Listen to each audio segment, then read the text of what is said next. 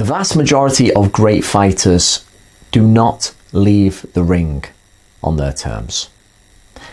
They usually have to be told by boxing, by the ring, that it no longer welcomes their presence, that their abilities are no longer on par, and that they just can't do it at this level anymore.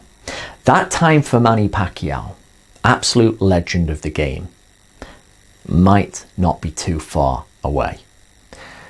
He's going to want to have a significant fight for his last fight of his career.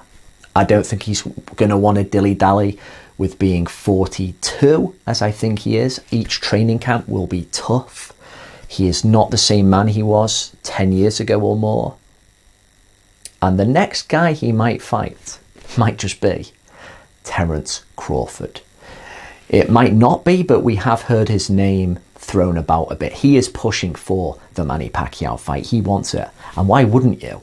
You get to fight a modern legend, and in doing so, you make a whole lot of money in the process.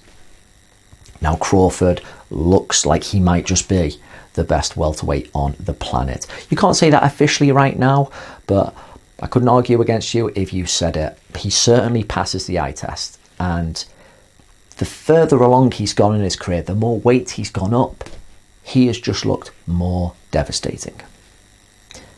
Now, let me hold up my hand here. I did pick Keith Thurman to beat Manny Pacquiao, narrowly on points. As it turned out, Manny Pacquiao won narrowly on points. But with Keith Thurman, after stopping that Jesus Soto Carras, I think back in 2013, he has been less and less impressive as he's gone forward. It's the opposite with Terence Crawford. I think in his last performance against Kell Brook, he might have even surprised his fans and supporters with how efficient he is when it comes to finishing you. The way he can adapt and think, right, this isn't working, I'm going to switch southpaw, I'm going to walk you onto a shot. He has got that type of classy intuition that you see in truly good fighters that really would spell danger for someone like Pacquiao. Crawford is a great counterpuncher, and counterpunching is what you want to do against Pacquiao, who naturally comes forward and gives you quite a lot to work with. Who comes forward now not with the same intensity that he used to, when he used to just overwhelm people with volume and speed. It's still incredible for his age what he's able to do. But when you've watched Pacquiao over all these years, if you, of course, pop in some footage of him from like 2010, you will see a more ferocious fighter. It's just nature. It's how it works. Crawford is a naturally bigger man. He's got a really good reach advantage. And I think everyone can agree right now, he is cut from some different cloth than Keith Thurman.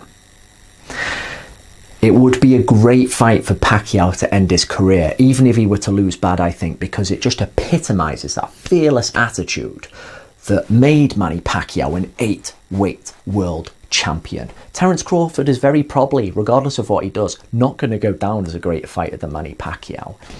What Pacquiao's done, I remember picking up Boxing Monthly over here in the UK, being surprised at the way he demolished Barrera, watching live in batter Cotto and Margarito. It's just been a pleasure watching him.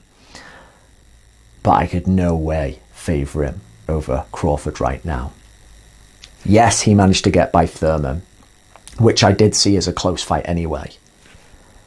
Crawford is different gravy. He is mean, and he'd be looking to do damage.